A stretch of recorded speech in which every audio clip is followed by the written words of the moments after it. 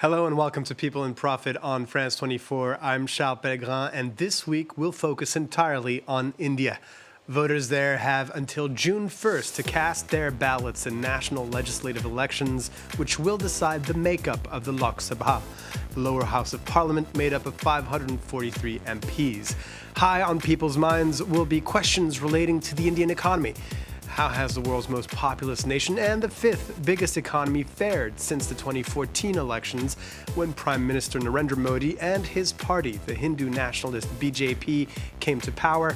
And perhaps more importantly, have the lives of Indian people materially improved?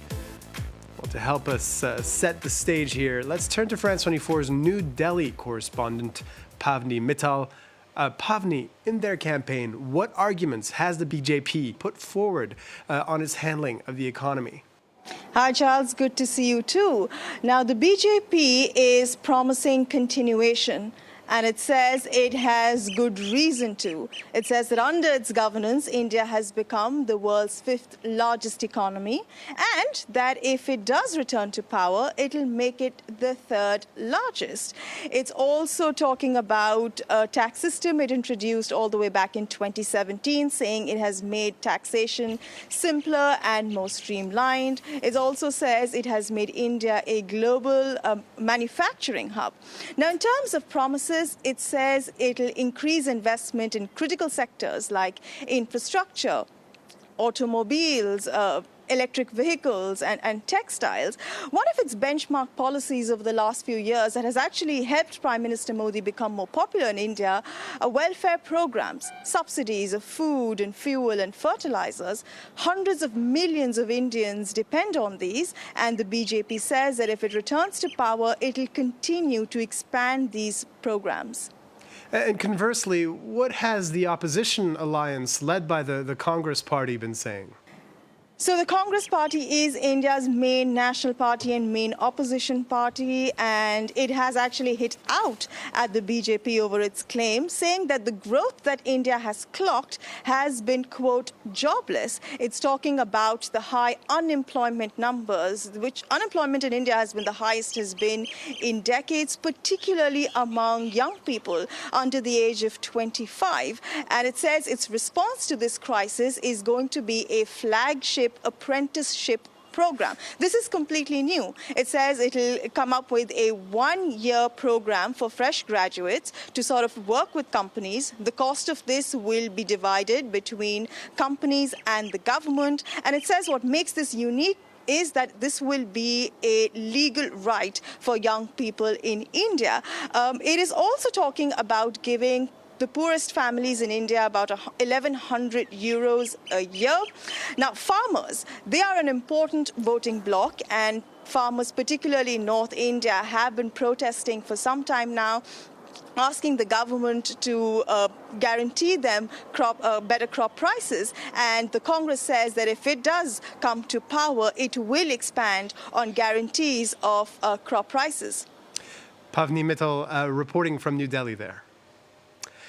Well, let's zero in now on one of the issues that has taken a lot of airtime during this campaign, that of youth unemployment. A recent report by the International Labour Organization has revealed that 83% of young people there are unemployed. This applies to all social categories, from rural youths with limited education to university graduates. All 600 million of them face intense competition on the job market. Leah Delfoli and Nabil Ahmed from France 24's New Delhi bureau sent us this report. Mohit Jaiwal, a 24-year-old, repeats the same action several times a day. He is amongst the 90% of unemployed young Indians who hold several jobs in the informal sector to support themselves financially. He is a farmer in the morning, and in the afternoon, he sells sugarcane juice on the streets. I could not get a job, so I thought about doing something else. After all, I need to survive. Everyone is trying to do something of their own. We are either farmers, someone is driving a rickshaw. No one here has got a job in the last 10 years. The lack of jobs have affected people from all economic classes in India. In New Delhi, Faraz, a former engineering student, gave up his studies because he feared he would not find a job in this sector. He now spends his days studying for a government job, aiming to secure a lifelong career as a civil servant. This aspiration comes with its share of challenges. Okay, so even within the government sector, since the number of vacancies are fluctuating a lot, both in the central and the state services, so there's a level of uncertainty here as well, which makes us apprehensive about job opportunities in the government sector as well. Competition to become a civil servant is fierce. Out of over 1 million applicants each year, only 5,000 are successful. For economist Arun Kumar, India's unemployment problem is resulting in the mass emigration of young Indians. The Indians are wanting to go to the advanced countries, whether it be US, UK, France, Germany, etc. You see the queues outside Canadian embassies and outside Australia's High Commission, youth wanting to go there because they're not getting proper work here, right? So employment generation is a huge issue. In the lead up to the polls, a survey by India's Centre for the Study of Developing Societies found that half of the 966 million voters are concerned about the unemployment in the country. Well, for more on this topic and others surrounding the Indian election, we're now joined by Vijay Pereira, who's Distinguished Professor of International Management at the Neoma Business School here in France and President-elect of the Indian Academy of Management. Vijay, thank you for being with us. First off, how can one explain this lack of jobs or job prospects for India's youth today? Yes, one should remember that India is a young country, but also it's 1.4 billion people. That's on one hand. On the other hand, also, India is one of the youngest populated countries in terms of age, yes? So we have many young people, many people who are aspiring. India is also urban as well as rural. And for the first time in a few years, we have seen the urban population increase. And in the last 10, 15 years or so, India has done and fared extremely well in terms of producing these jobs, isn't it? But at the same time, you see there is the maturation of the older industries. The IT BPO sector, which saw the surge of jobs, has now matured. People with foreign direct investment are moving to other cheaper places. That's on one hand, but also you have the new technologies, such as artificial intelligence, that needs more training. And so India is leading on that sense to do its best to sort of get into the job market and create these jobs. Also, you see, it's the manufacturing sector that India has just into in the last 10 years, Make in India. It was what we call the 1.0, and India has restarted this 2024 for the next 10 years. So lessons learned from the first 10 years. And as India progresses, you will see that more and more jobs are created. But, you have the challenges, as I mentioned. Mm-hmm. And so, is it fair or unfair at this point for the Congress party to be blaming Modi's policies for this? Yeah, I think in politics it's always going to happen that one in power is always on the spotlight. But it's only 10 years. I mean, at the end of the day, the opposition Congress had many years to do it. The new government is now riding on the back of that. And the last 10 years has seen more and more of what it can be better, but really, give it time. It's only 10 years. Well, looking back at those 10 years more widely, one of the recurring sort of themes that comes up when discussing India's economy in the media is always to say that in the last 10 years, and maybe this is Modi's legacy, there's been incredible growth, but also growing inequality. Is this an assessment that you agree with?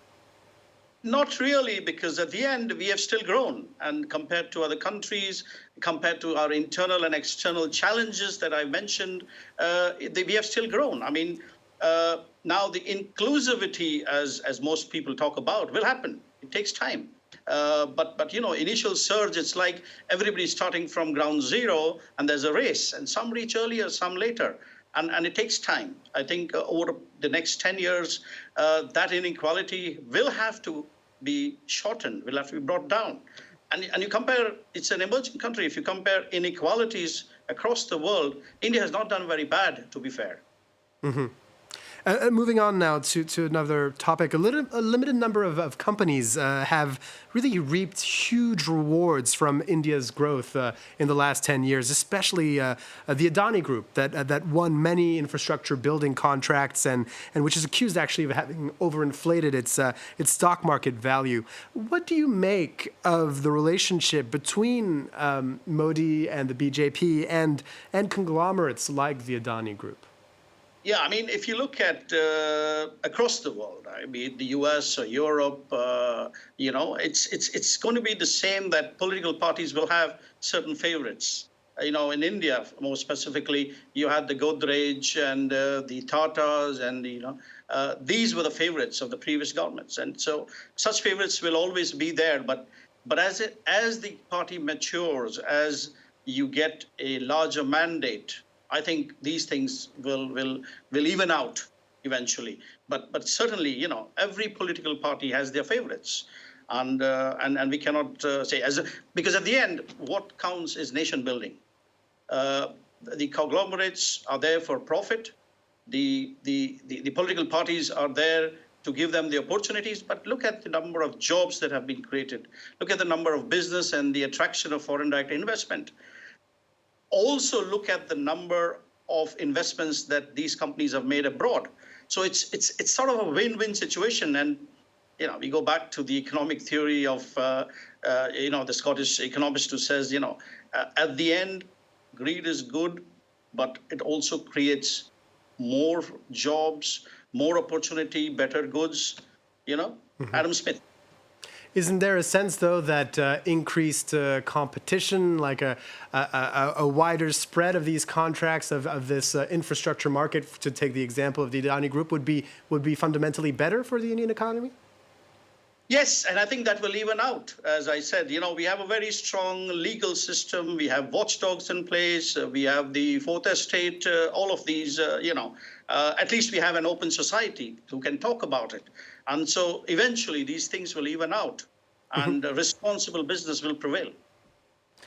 And in terms of global supply chains, many Western companies and other developed economies are looking to India as the potential manufacturing hub that will replace China. What does New Delhi need to do to really maximize that opportunity? Yeah, the Make in India was first of its kind, 10 years, and I call it 1.0 in my Forbes interview recently. 2.0, which is the next 10 years, I think the lessons have been learned.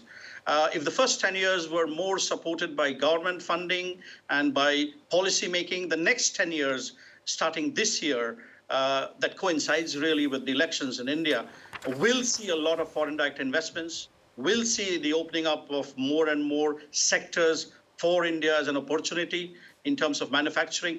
And so the lessons that India learned in the first 10 years will play out in the next 10 years.